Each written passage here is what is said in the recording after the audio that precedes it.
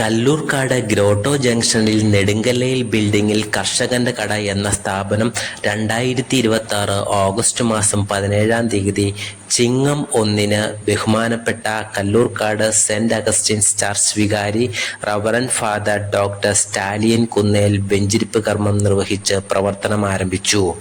Merchant association president Shri Joy Perumpallikunnel, മുൻ കല്ലൂർക്കാട് ഗ്രാമപഞ്ചായത്ത് president Shri George Francis തെക്കേക്കരയ്ക്ക് ഉൽപ്പന്നം നൽകി ആദ്യ വിൽപ്പന നടത്തി.